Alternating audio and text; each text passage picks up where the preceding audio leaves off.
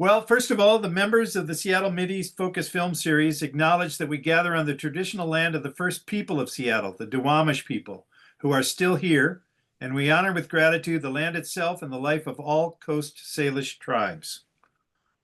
So tonight's guest is Josh Viess, the director of The Law and the Prophets, and he's coming to us from Michigan. Josh is a speaker, writer, activist, and filmmaker. He holds a PhD in Old Testament Hebrew Bible from Duke University, as well as a Master of Arts from the University of Chicago Divinity School. Wow. Josh works as a thought leader on Israel-Palestine for the Reformed Church in America.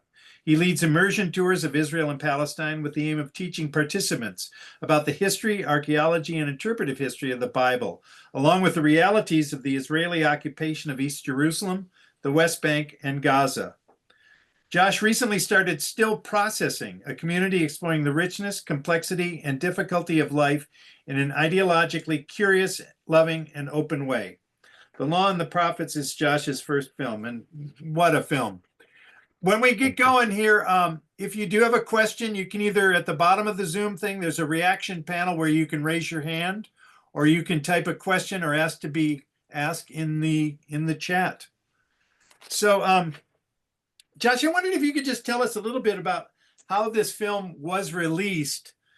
I admire that it's for free on YouTube because I think it's a great resource, and I've shared it with a lot of other people. Thank you. But to post it for free is great. But how was it released, and what was the reaction when it was released? Could you give us a little of the backstory? Yeah. Thanks for doing this. Thanks everybody for being here. Thanks for watching my film. Really grateful. Seeing some people I know. Christy, Joanne, good to see you guys. Hopefully I'm not missing anybody else on here that I know. If I do, I apologize. Oh, Mary. I see Mary as well. So my parents did this work before me. They started in around 2006, and I took over in 2016. Partially, I took over because I needed a job, and I needed the job to allow me to live in Holland, Michigan, near my ex-wife and my two daughters. So I say that just to say, like, sometimes things happen in ways you just kind of don't expect. It's not even sometimes, right? I mean, you live long enough. That's just how life is.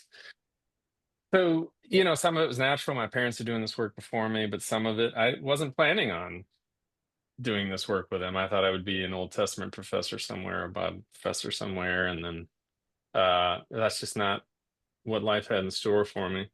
Um, so I applied to a bunch of film festivals with this film and was rejected by all of them.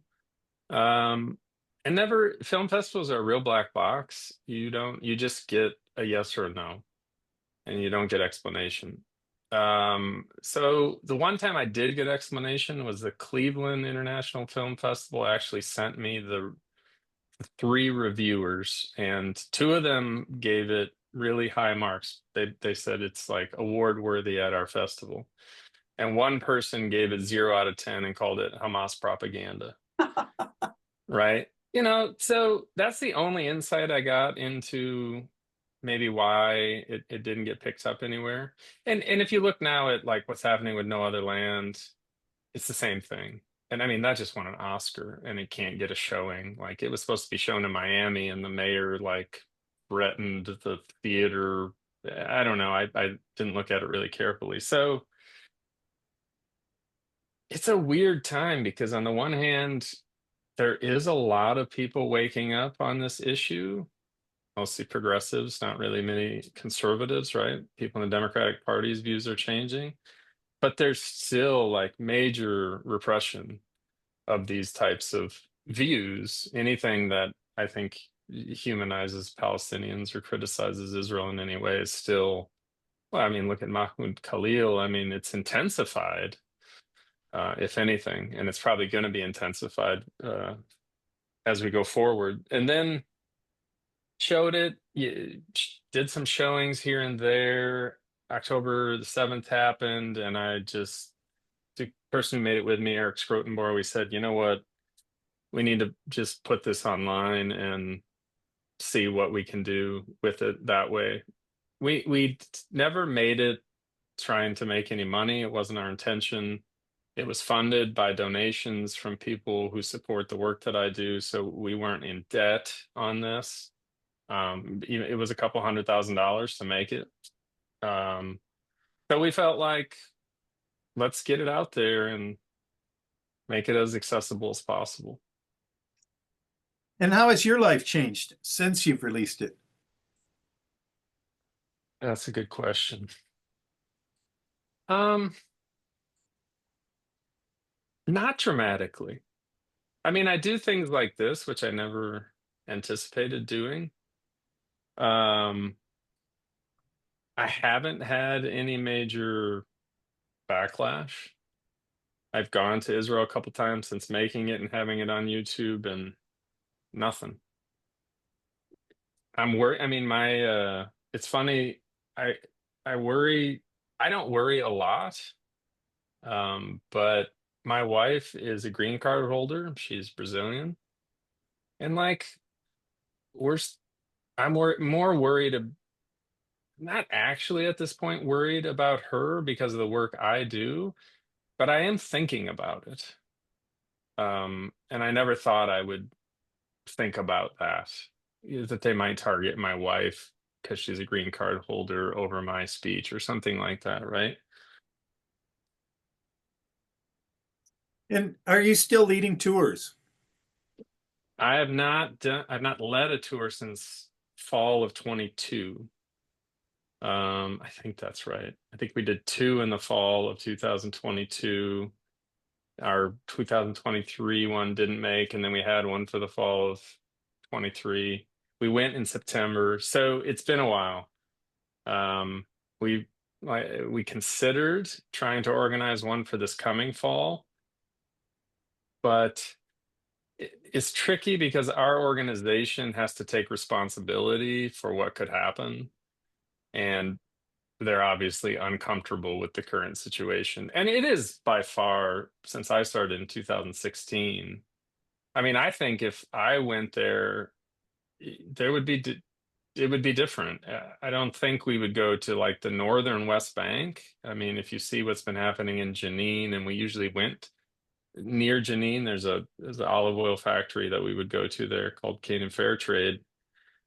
I don't think that it would be wise to go there in this current climate. It might not even be wise.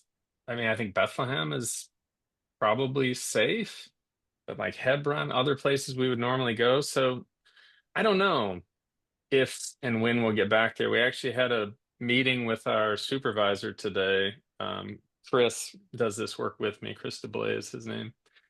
And we were talking about how do we pivot now that the issue is still super important and prominent, but one of the main ways in which we would try and educate people was to take them there, and we can't do that, and we don't know when we'll be able to do that, right? So we're trying to think creatively about what can we offer people? What do we have to offer? Mhm. Yeah, I think Tent of Nations was recently in the news. Yes, Um, Was it? I didn't see it. yes. what was it, Ruth? Do you remember it exactly? Oh, I think it's really in danger. It's really in danger of being run Yeah. over as far as I can. The last news that I heard is that it's very, very tenuous. So Yeah. with your background in the Old Testament, I mean, a PhD, I mean, Yeah. you've really studied it. How does that affect the way you led tours or even think about the current situation? So when I led tours, part of what I was doing was slightly deconstructing what people thought they understood about the Bible and the history of Israel, meaning ancient Israel, and even what they thought they understood about Jesus. So we were doing all that work and the work of trying to understand the conflict and trying to humanize Palestinians. We were really laying it on people pretty hard, I'll be honest. But um, I didn't want to lie to people about what I had learned. about the Old Testament, about archaeology, about history, about biblical interpretation. And so I would level with them about what we think ancient Israel was really like, where it came from. And I say that just to say that the trip altogether, when we were able to do them, had this really destabilizing, sort of intentionally destabilizing effect on people who came. We tried to be gentle and careful, but also just be honest. Just this is what I know to be true, and I've really looked into it, obviously, and went as far as you can academically on this. And it takes away some of the mythology. Like, guys, there might not have been a David. We have nothing about Solomon outside of the biblical text. I mean, if he was this amazingly international superstar, why don't we hear a thing about him in any other historical texts, right? The conquests from Joshua and Judges, it doesn't hold up to archaeological evidence. And part of what that's doing is saying, like, partially the Bible isn't quite what you thought it was. It's not as reliable as you thought it was. I'm sorry. But the other thing it's doing is saying, like, we all have to make choices about what we think is true and what we think is good, and what matters to us, what we value. And this text has got something for everybody. If you value power and domination, it's in there. You can find it, and you can choose that to be your way of expressing your religion. I don't take that away from people, right? If you want to say God loves Israel and doesn't give a shit about anybody else, there's a lot of texts that will support you in the Old Testament. I mean, there's multiple genocides, right, on the Egyptians and the Canaanites because God doesn't care about those people as much, right? According to those texts. But then there are also other texts, and including the New Testament, where there's a more expansive vision about what it might mean to be a human being in the world, and what it might mean to make a beautiful world for everyone. And so some of it is breaking down the Bible, making it more human, so that people can feel like they have some ability to choose for themselves what they think is good and true. But it seems like these days you can't really separate the Old Testament from what's going on. I mean, look at Huckabee, right? Yeah. It's funny though, because 60% from the last survey data I saw, which is a bit old now, it's maybe 5 years old, 60% of Israelis are secular. The Zionist movement was largely secular. It the, the Jewish, like, the kind of settler version of Israel, it's becoming dominant now. That narrative is becoming more dominant than it has ever been, honestly. Yeah. From my reading of the history, these prime ministers in the past, they weren't settlers. You didn't have people like Ben Gvir and Smotrich in cabinets. It was unheard of. And so part of the sort of disturbing trend is the way in which that kind of religious zealotry is becoming part of the government, when before it wasn't that strong, right?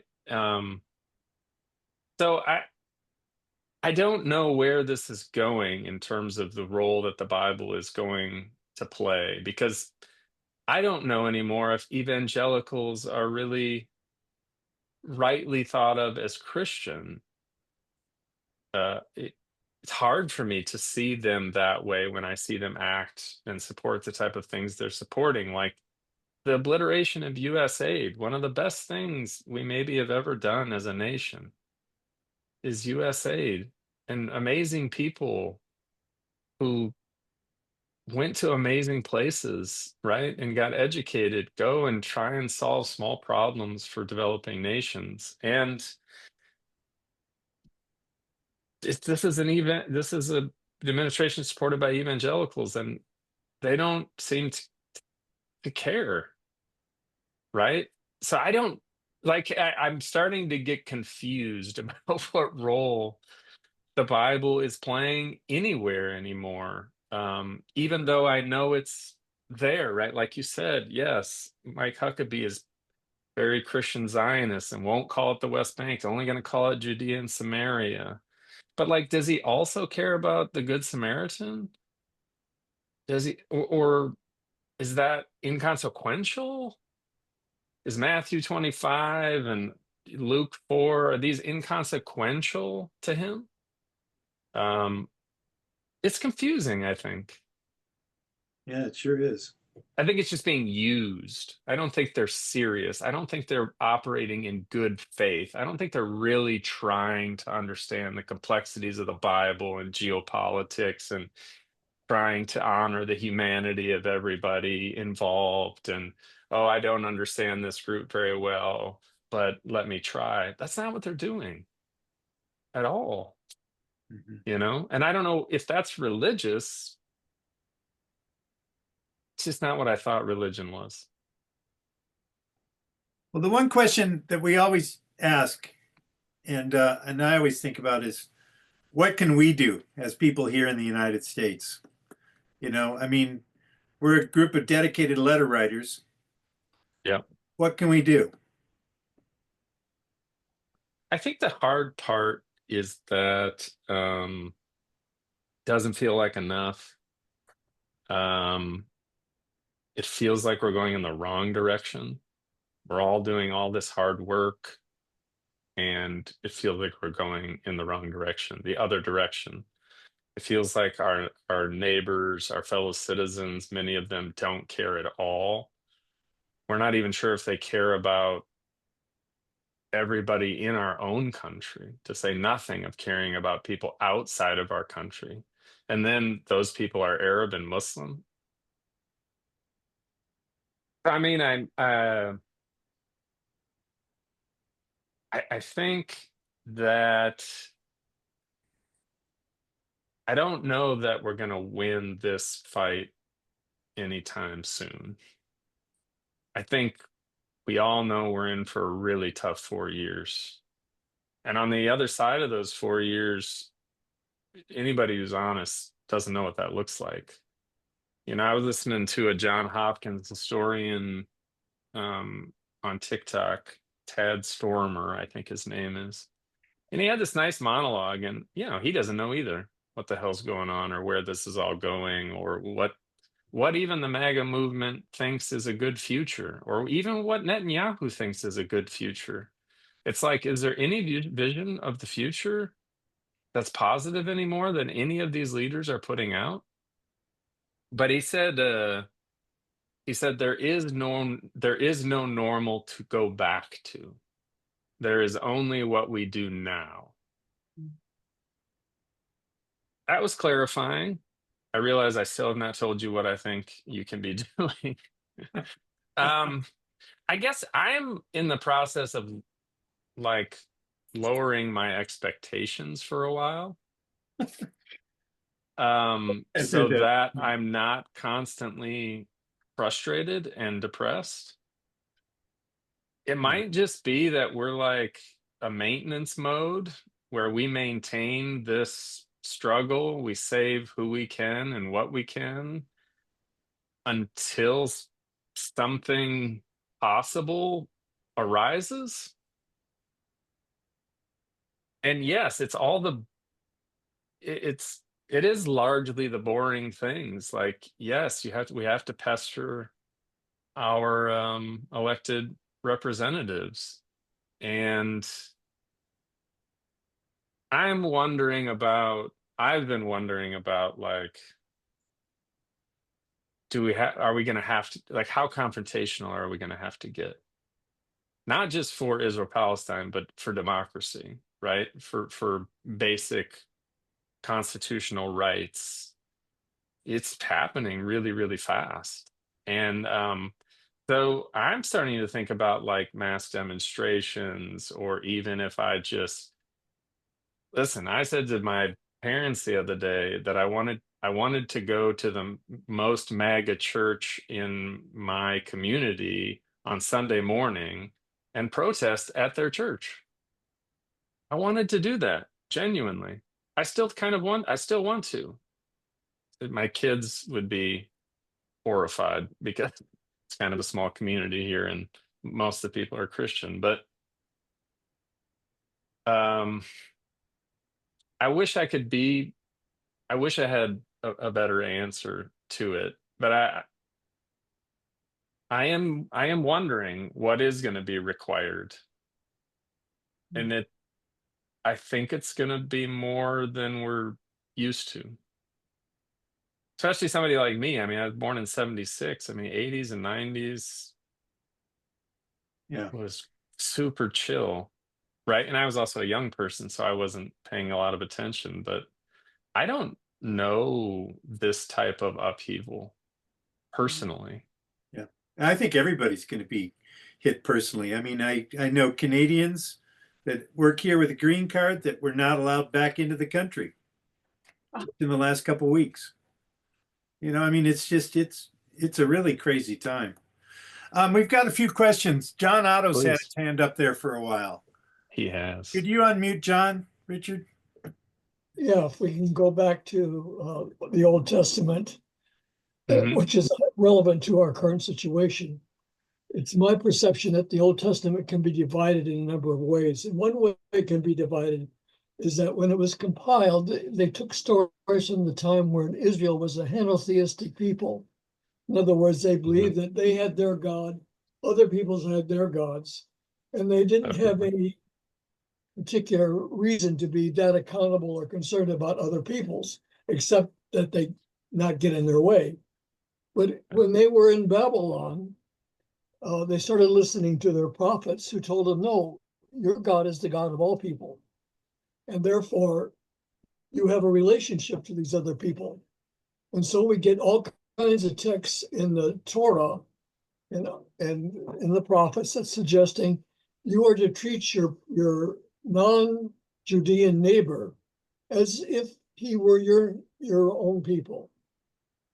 And out of that comes another perspective.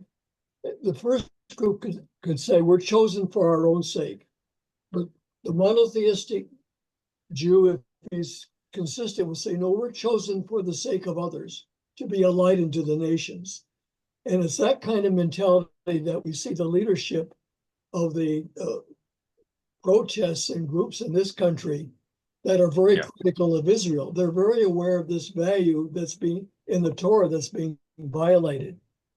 And if I were to approach MAGA Christians, Christian Zionists, I would ask them to explain to me, how is it you are being a light and they are to be a light into other nations? How are you confirming, this call of Israel to be a light into other peoples? Because obviously they're violating and negating that call. And young Jews in this country increasingly are painfully aware they must choose between their vocation as Jews, or they must choose between uncritically supporting Israel. And I think that's a very important difference that we all should be involved in and support our Jewish neighbors and friends who understand what the Torah calls for and how Israel is failing to live up to that.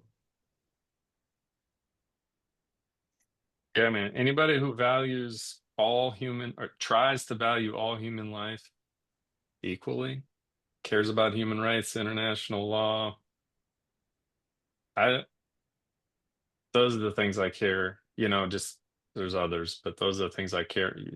However they get there. Judaism, Christianity, Islam, increasingly none at all.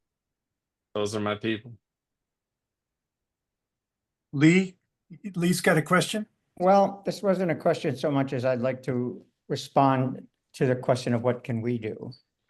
And Please. so I've written Adam Smith, our congressman, a lot about this.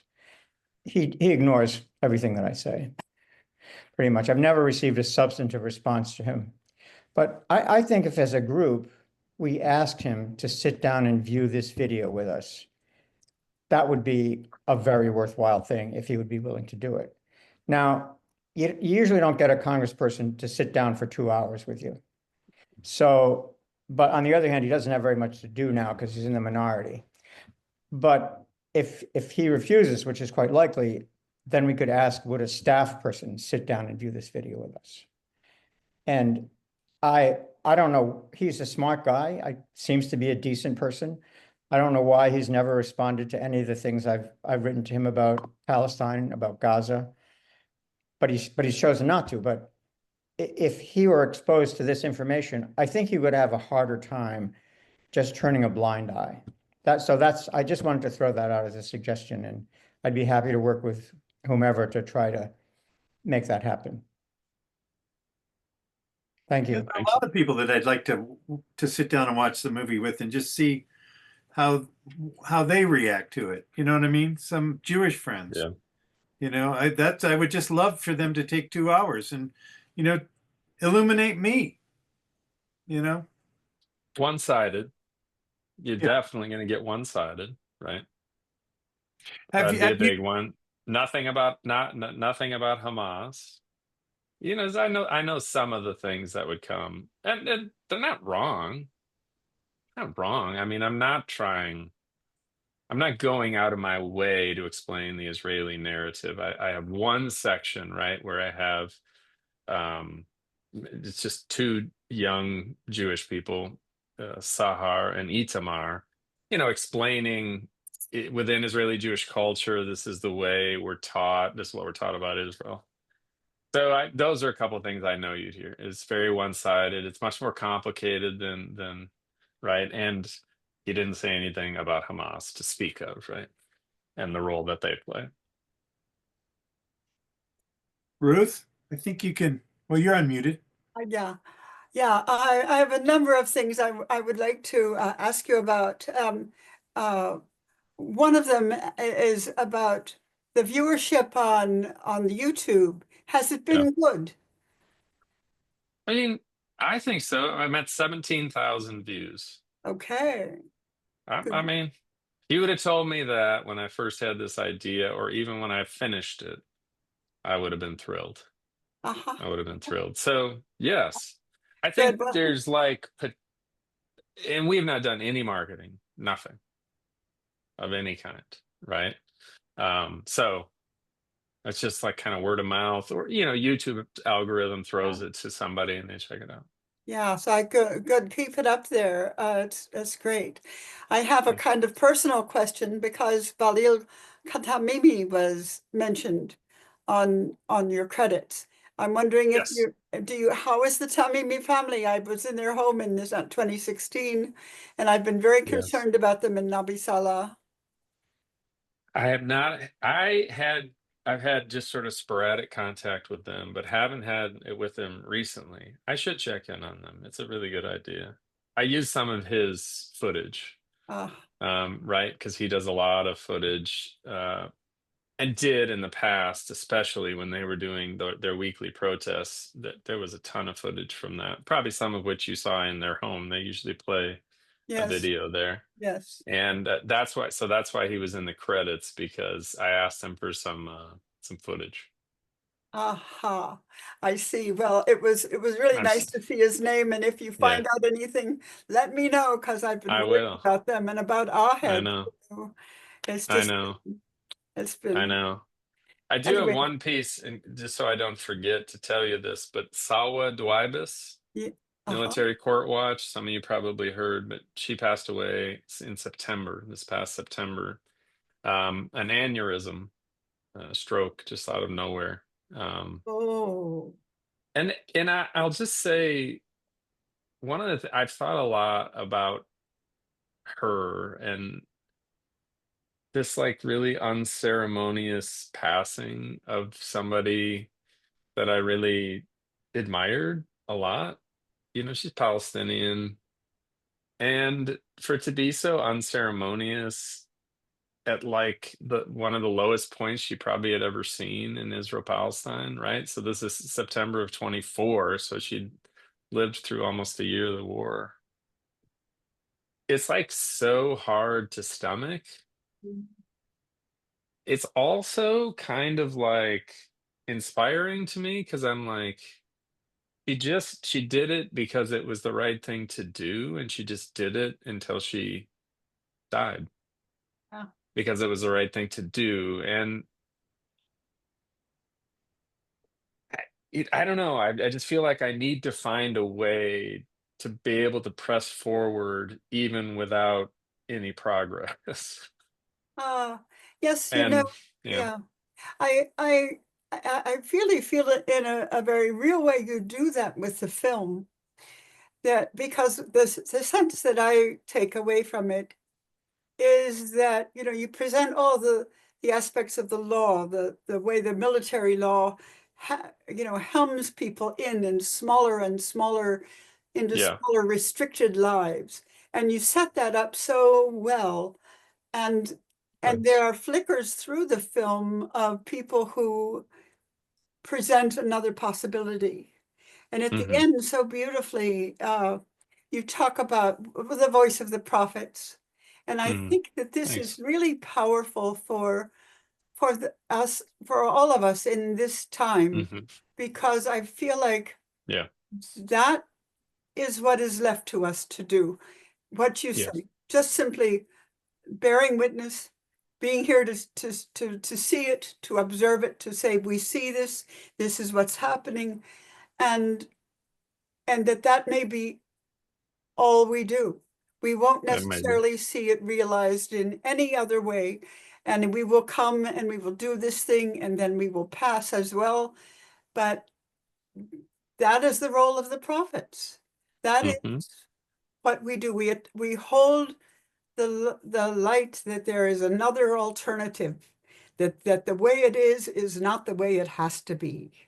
That's right. It's a very powerful message, and I really thank you for it, because I think Mm, it's the message for our time in it is. a difficult way. Hmm. I have to say that when you were talking earlier, about the Old Testament and so on, I was sort of delighted because there's this wonderful song in Porgy and Bess. You may know it. It ain't I don't necessarily think. so. Yeah. The stories you're liable to hear in the Bible, they ain't necessarily so. I thought even there before Joshua was. That's right. That's right. Anyway, I thank you so much for this Thank you. film. Thank you Thank you. for your work. That means a lot to me. Thanks. Okay, Leah, there you go. Leah Uh, has a question. yeah, a very specific question after Ruth's. This whole, how do you get into festivals? And it is such, Yeah. it does seem to me that one opening of the window that you got, fabulous, powerful film. No way. Hamas, probably. Yeah. No, Yeah. Yeah. my guess is that's a lot of what's going on. Did you apply to Seattle's festival? I don't think so. And But I'm it was a just couple wondering years ago. Yeah. if you've got a play. I mean, it's great that 17,000 have seen it. More need to Yeah. see, more need to see it on the big screen. I'm just Thanks. wondering if you're like, if you applied to Seattle and we knew you were Yeah. applying, we could have, dozens, hundreds of people say, this is a beautiful film. It has to be seen. Mm. And they did. I don't know what's going on with No Other Land, but I know SIF did show No Other Land shortly after Okay. it got the award. So it Good. could be getting, not allowed Okay. in a lot of other places, but in Seattle. Yeah. I Yeah. he I might get you into definitely. Seattle, and maybe from there it could grow. Thank you. Yeah. I'd certainly be willing to do that. Be happy to do it. Well, it's I'm interesting. not overly conspiratorial by nature. You know, I remember I saw this comedian the other day, and he was just like, that you just need a lot of people to keep a secret, and people suck at keeping secrets, you know? And I was like, he's got a point. So I'm not overly conspiratorial by nature, but I don't think you have to be conspiratorial to think that's why it's being turned down. I mean, right. look You're right. what's happening in our world. I mean, look Right. what's happening on Right. college campuses. You cannot say a word in I behalf of know. Palestinians without being accused of being Hamas. Right. it's not worth it to them. It's a lot of trouble for these festivals, is I think probably partly how they see it. Well, think about trying Seattle and let me Okay. know. I will. Thank you. There are a couple comments in the chat. I don't know if everybody can see them. But Ruby Phillips says No Other Land is playing at SIF this week and next. And then Nice. Jamie Young said they I saw saw that. No Other Land at SIF. That was the first film we showed this year, Josh. That's great. I've not seen it yet. Yeah, I think it's been at SIF and now it's coming back because people are asking. Uh-huh. Is there a way to see it online? No, and I mean it was kind Yeah. of, I mean, Richard had to do some negotiating to get it for us to see it. There's a Got way it. that you you know. can pay and see it. There is a way? Yeah, Yeah. typically there is. Okay. Yeah, if you Google the title, I think it leads you to a way that you can pay and see it. I'll check If that someone out. knows about that in our assembly, please speak up. It's When you not said available in the Canada, United States. You need to be Somebody able said to Canada. act like you're in another country. with a Oh, Got VPN it. or something. Okay, Dave Menz. thank you. I will say the thing about a line around the block that somebody said, it doesn't surprise me. Like, we are in this weird phase where it's like, yes, a lot of people are waking up on this issue and a lot of other things, while at the same time, we're being taken over by an authoritarian. It's just, how is that happening at the same time? Sorry. Please, Dave. Okay, Dave. Yeah, on that same note, Josh, it's Ruth mentioned to me that she had been at an action in North Seattle. And it sounded like more than a dozen different causes showed up to protest all together, all woven and blended together. Like, so there's lots that people are waking up to. On that, I was thinking about the question of what do we do, and for years we've been trying to bring this education and heighten the awareness of what's going on over there. And I think the spotlight is getting bigger on the US's role. And, it's almost like our colonial project over there, almost more than Israel's. I mean, we're doing it. We're funding it. We're making it possible. We're not stopping it. And now we're openly advocating for it. It's nuts.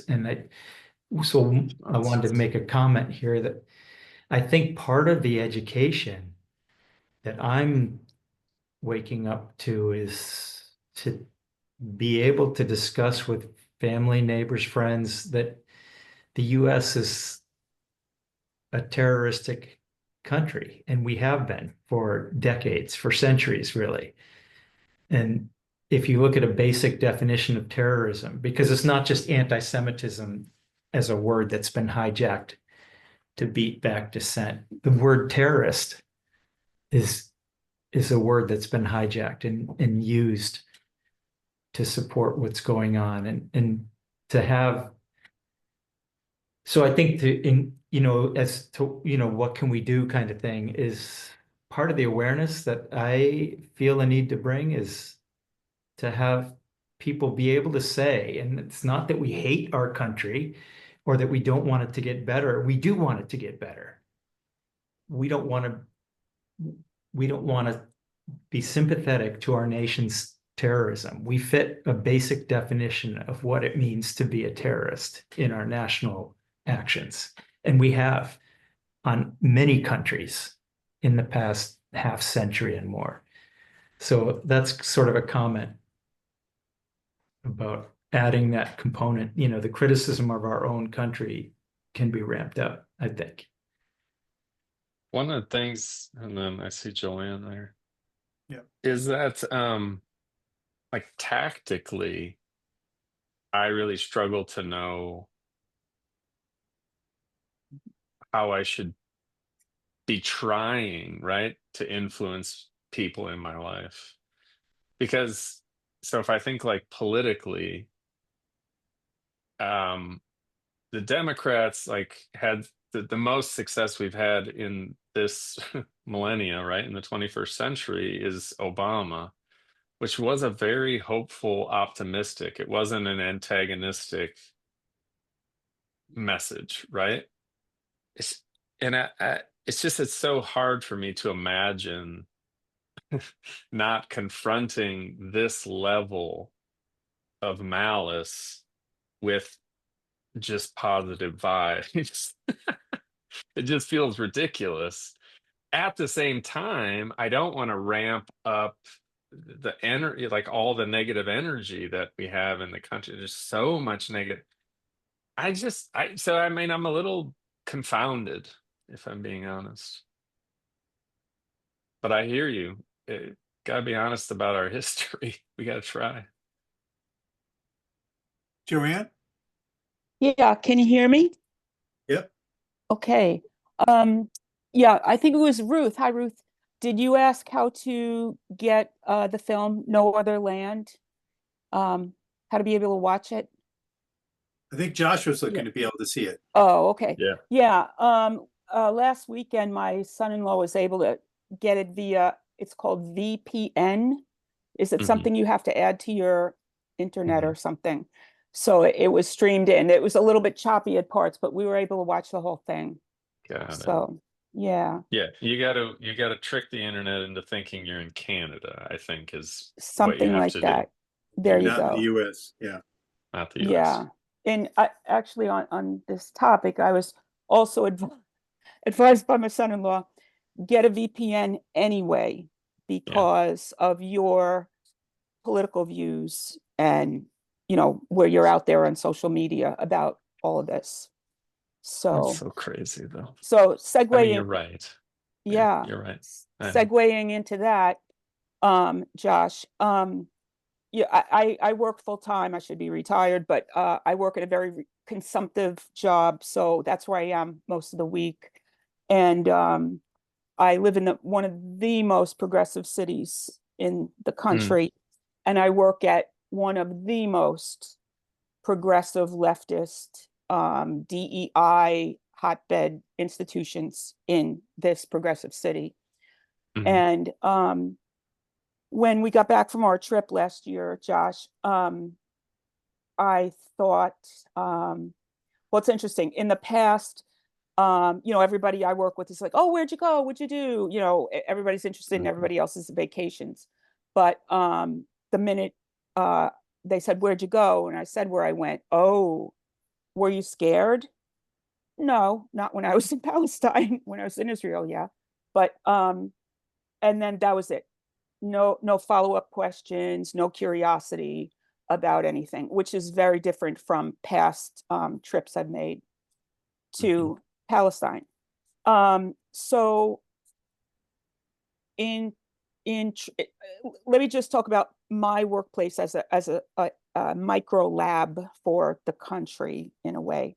So there are about 30% of my dear colleagues who are, I'm just going to say it. I don't know if I'm going to offend anybody here tonight, but I don't care anymore. They are devout fundamentalist Christians, and they're Trumpers, and they subscribe to the whole, that is a package deal. So they're never going to be open to hearing about Palestinians. One of them is, in fact, I think she's from churches in your neck of the woods, Josh, like Dutch Reform or these kind of more Calvinist type Yeah, that's us. denominations. Yeah. I know she's not That's us. most uber conservative, but she's very devout Christian. I don't know anything about, I was raised Catholic, and we don't know nothing about the Bible, and I don't know a lot about Protestant denominations. But anyway, I love her. She's the greatest. We're nurses, and I have nothing but the utmost respect for her. So, you know, we talk a little bit, and I said, Dawn, I want you to watch this documentary by now a friend of mine. We were on the trip together, and I thought that was my entree. That, you know, he's kind of from Christian, and he's kind of from your neck of the woods. nothing, no follow-up, absolutely nothing. And the other group of people like my dear colleague Dawn, it's a package. It's all politically, religiously, culturally, everything. It seems like a big package that you cannot permeate. And then let me talk about another maybe 30% or 40% of people that I have contact with just in my daily work, which is where I spend my day. They are kind of a little bit wishy-washy. They might not know everything, but they know one thing, and they know they don't want to talk about this at work. Why? Because they don't want to get in trouble, and they don't want it to go down, and it might reach human resources ultimately, because Right. somebody might report them for feeling unsafe, or you said something anti-Semitic or something like that. That much they know. They will not discuss it.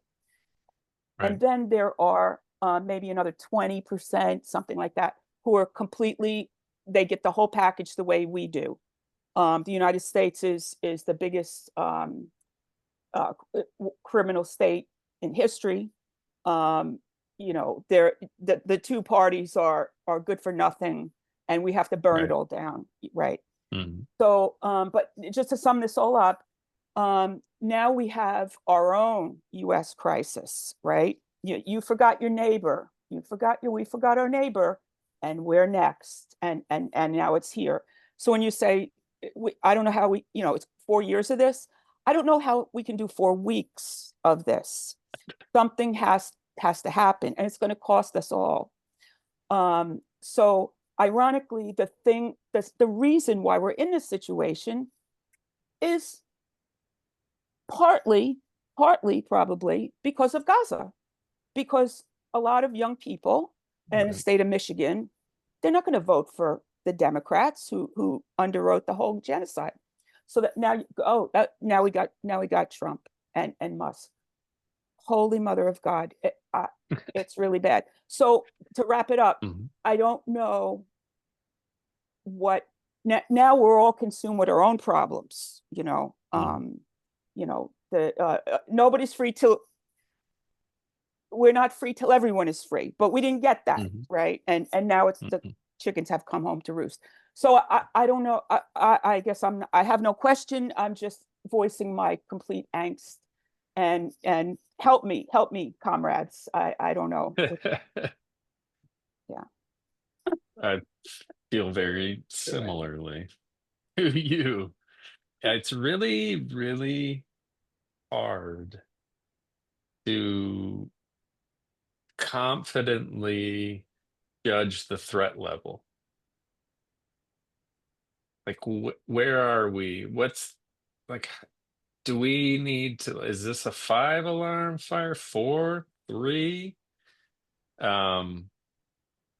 People are, but I will say most of the people I really trust with expertise, people like Ann Applebaum and Tim Snyder, and like, these are Heather Cox Richardson, these are serious people.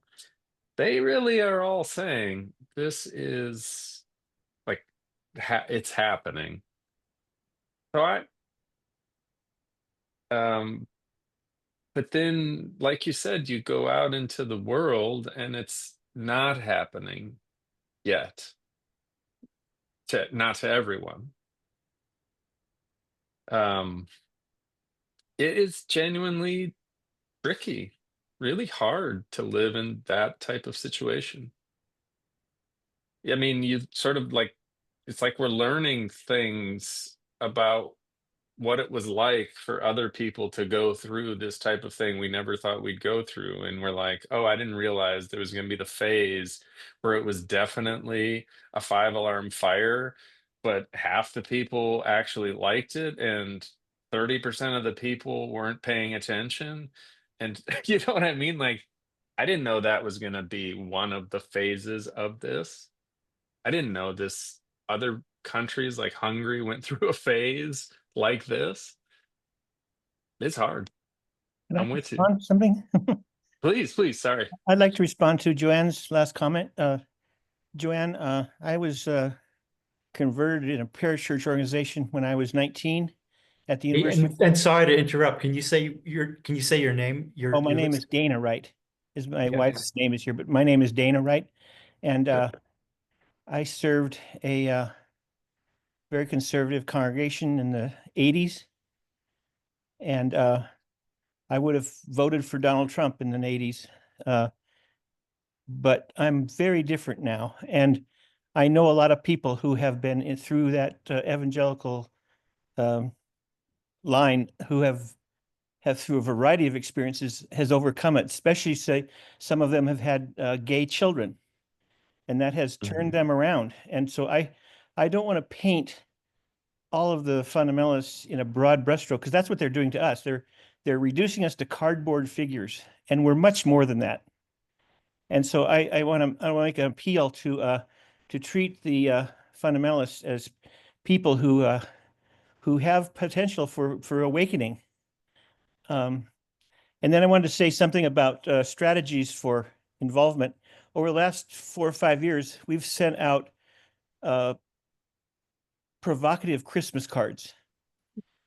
We've rejected the Courier Knives and Thomas Kincaid cards, and I have sent out cards with a picture of my wife standing by the wall in Bethlehem with all the graffiti, and I've said, "Oh, not so little town of Bethlehem, how long do we still desire you to be free from oppression, and let the Palestinian Savior in." And I did get some hate mail or a hate phone call from that, but I also got people who friends of mine who are evangelicals who said, "I've never thought of that before." And one phrase that was in one of our cards was that God addresses the Palestinian in all of us. And I have my son-in-law's mother, who is very secular, that really touched her. So I think we could be creative in actually telling the story of Christmas. It's, Matthew's gospel account is R-rated, and the world that Jesus enters is R-rated, and the world that Jesus is redeeming is R-rated. So let's be more aware of the story itself and teach that story in these small ways. And the other thing, I have a friend in northern Idaho is surrounded by Trump people, and she's part of a human rights task force, and she actually joined the Republican Party so she could vote for a moderate Republican in that section of the country. So, what a strategy that is. Anyway, thank you. Thanks. Yeah, we need like evangelical whisperers, people who, because it's not me. I don't think I'm going to be able to pull that off, and so we need all of that stuff. If people have skills at reaching that community in some way, that's huge. Leah, you've had your hand up for a while. Oh, yeah. I actually have a question. It may be a very naive question, but one of my frustrations is that, we've known about the fundamentalist Christian nationalists. They've been around a while, making themselves known. And now they're all over the Trump administration and making themselves known in a much more powerful way. But what's frustrated me is that I know there's a Christian community. There are Christian leaders whose views on all of this 180 degrees away, who would be comfortable in our conversation. And I don't hear their voices. Is there something we should be doing? So, we're not going to make the Christian nationalists, the Christian Zionists go away, but is there something we can do to give our faith leaders, the people that really have the titles, the reverends, the rectors, the priests, the whatever. That's right. Hey, have some backbone. Let us hear from you, because the only Christians we're hearing from now are the nationalist Zionists. Yeah. Is that too naive? I mean, do you think that can happen? What is it going to take to make that happen? Or is it happening and I just haven't heard it? I don't think you're naive. Um, like time is a flat circle. 2 weeks ago, maybe. I have a bunch of friends. I went to seminary before I went to University of Chicago and Duke, and most people I went to seminary with ended up being pastors and still are pastors. Some of them around here. And I texted them all. Some of them I haven't spoken to in a while, and I just said, like, you need to find your courage to speak out on what you know is true, right? But I was not quite that direct. I was more gentle because I wanted to have some effect. And they basically, okay, one of them said, like, "Oh, I'm gonna be pushing people towards love." Eh, it's okay. It could be better though, could be better. One was like, my daughter, look, man, my daughter's about to graduate in 2 years. I got to stick this out, meaning can't lose my job, can't speak up. One had already sort of transitioned his congregation towards open and affirming, and so he now had the freedom he never had, and he's very comfortable speaking out. And another one is like super conflicted, like very much feels, but he did say to me, and I haven't followed up with him, that, like, I have to follow my conscience, like I can't do nothing. But I mean, so just to give you the range of things that are happening out there, just based on my anecdotal experience, but I think it is more or less, there's a lot of fear. I'm 48, they're all around that age. They're scared. And I'm in Trump country. My county's 60% Trump. But I think it is really legitimate to say you chose a profession in which you are a leader of the community, and you chose one in which, like, honesty and truth telling and justice are supposed to matter. So I'm sorry that this is the type of world we're living in, but what you knew this was part of the deal, that you had to be a leader, that you might have to actually stick your nose out for what is just and true. I think that putting that kind of pressure on those people is totally legitimate. Maybe we need to urge them to do it in pairs, a rabbi and a priest, because I think there are rabbis who are being quiet for the same reason. They need their jobs. Well, I thought about this too. Could you do some sort of national, like, statement of support for democracy and try and get pastors to sign on to it, and then you'd have numbers? But then it starts to feel very like, it's going to get so watered down as to be meaningless in order to get people. I don't know, but yes, you would like to give them the safety of some numbers. Ruby? Yes, hi, I have a different kind of question. I'm really appreciating listening to this conversation. First, I just want to say, just thank you for the film and the framing and the editing. There are a lot of Palestine films out there, and I found that your film was like it's like an educational course. Here's Thanks. aspect of the occupation, and here's the result of it. The physical result, the psychological result, the long-term, and I just think it has a very special place in the many, many, many Palestinian films, and also the Christian lens, I think, is also makes it more so just want to thank you for your particular efforts.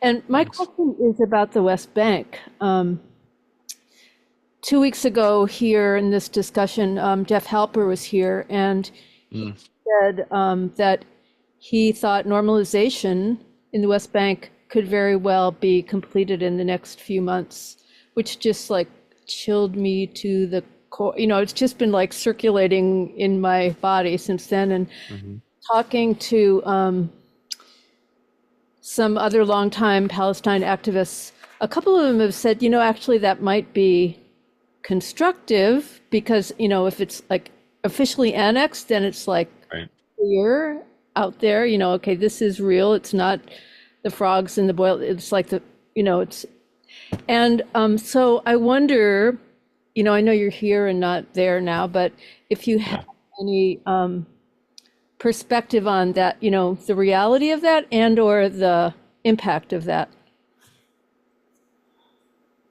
Man, it's really hard.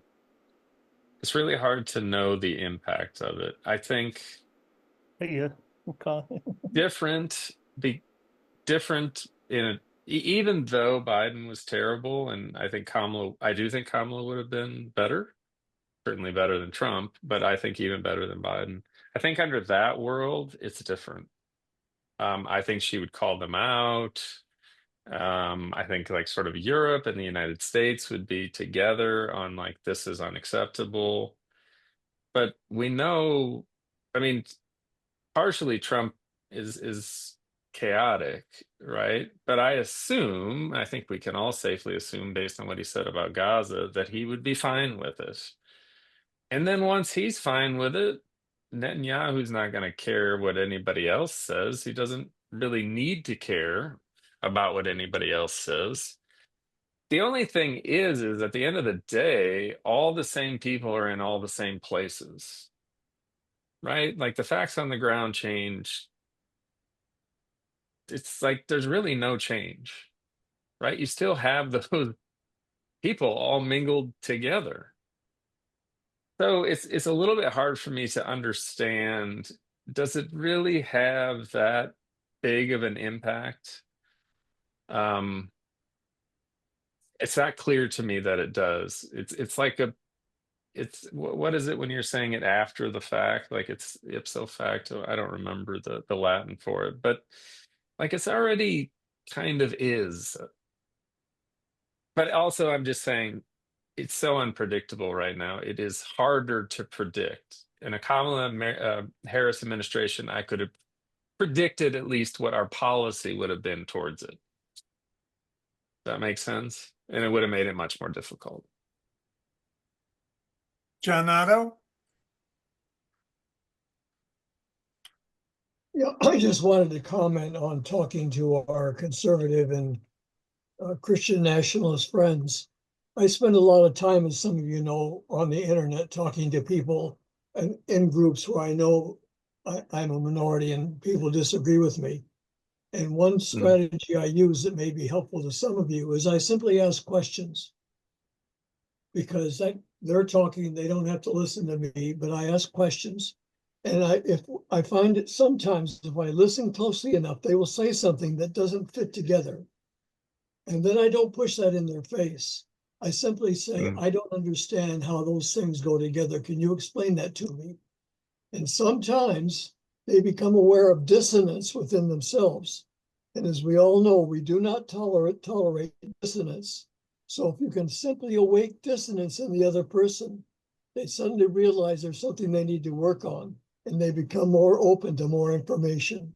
It's just what my experience. A lot of patience. Good job. Is it Malcolm? Could you unmute?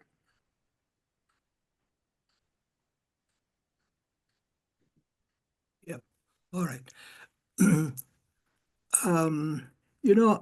Josh, I want to say that you bring a lot of formidable scholarship and tremendous personality to this film, and it shows through what I've seen. I tried to see this film for a second time, saw most of it.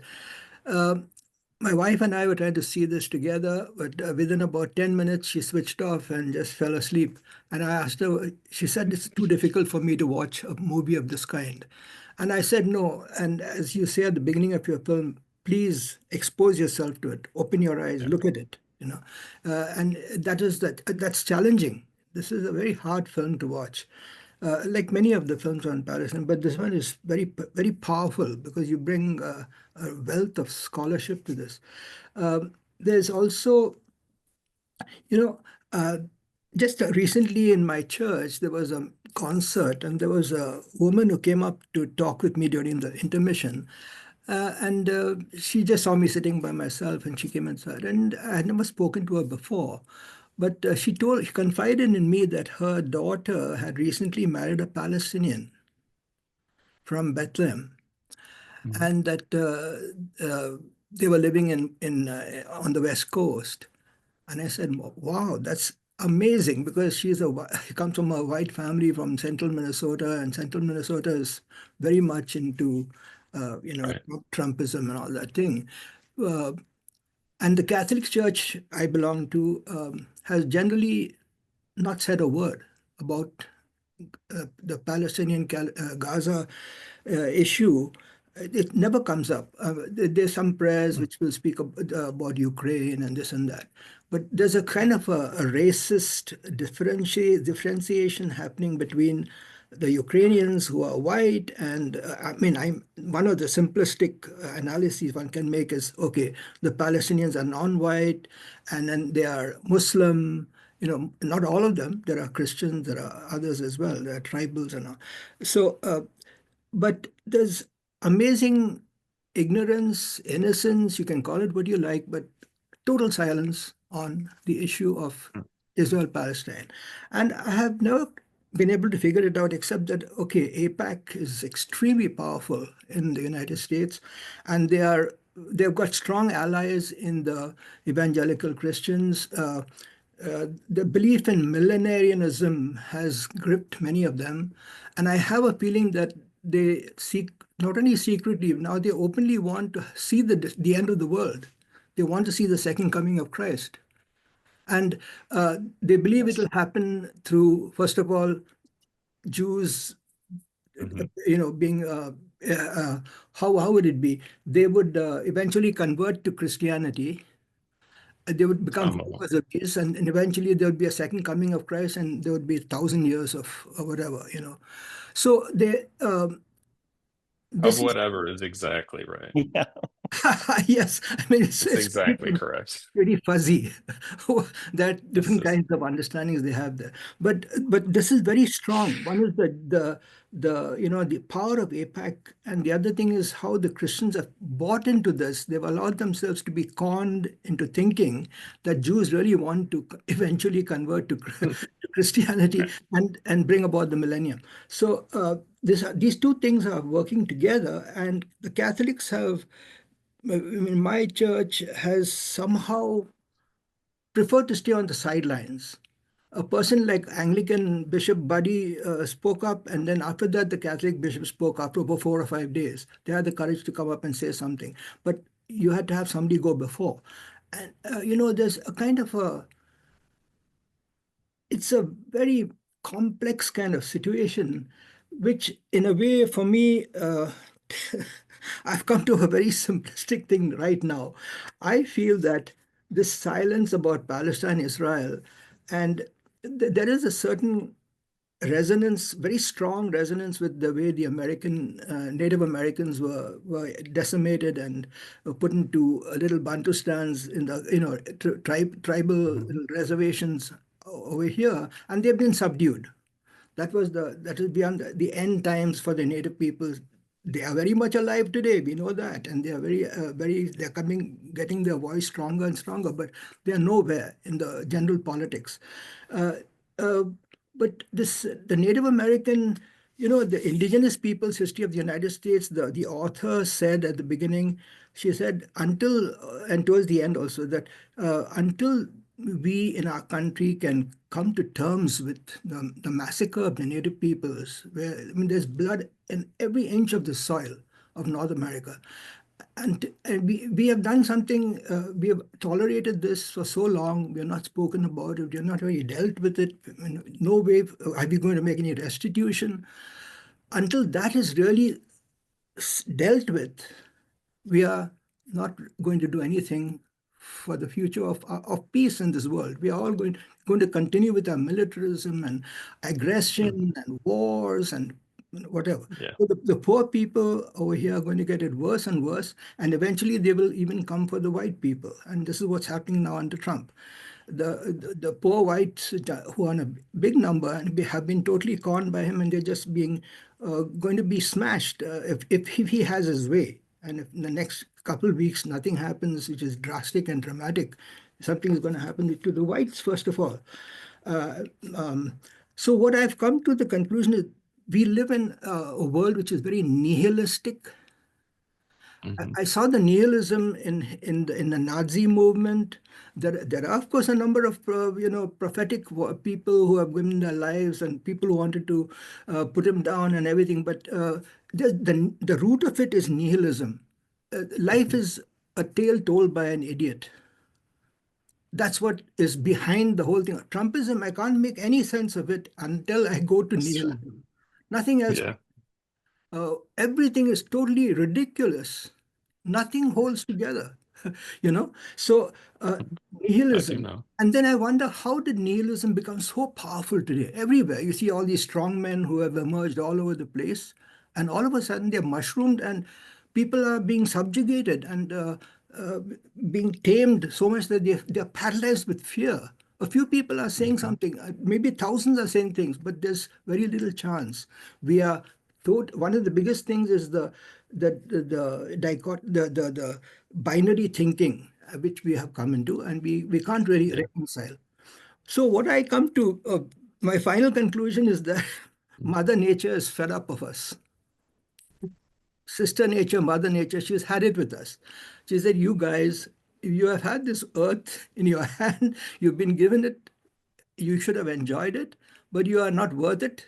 I'm tired. Let the forces take over, and I can just shake my tail and you'll be gone. All of you, all the little flies and little fleas are going to be gone. One little touch of the other. So this is one of the forces, the terrible forces of nihilism, followed by complete chaos. There seems to be no future, not only to the Gazans, but to the rest of us, which is the terrible thing. So I come to a place of great pain and complete almost paralysis. I mean, while I try and do whatever I can, but I want to share this with you because I've heard you, some of you share this, what's going through you, and I would like to just say that this is very painful. But I thank you for this film because it has helped me to see something very, very sharply. Thank you, Josh. Thank you. Thank you, I Malcolm. appreciate that. Nice to see you. We need to probably wrap it up. I feel pretty very soon. similarly. I feel very similarly to what you just laid out. I mean, totally. Zoe, go ahead. Well, I was just going to ask if Ruth wanted to kind of ask one last question to wrap it up. I do, but I see that Zoe, can we take in? Oh, okay. Yeah. I didn't see a hand up. I thought I don't have a digital hand. I don't know how people get them, but so I thought I'd just actually do that. I actually wanted to just say something positive, but I'll start with saying something that may be construed as being negative.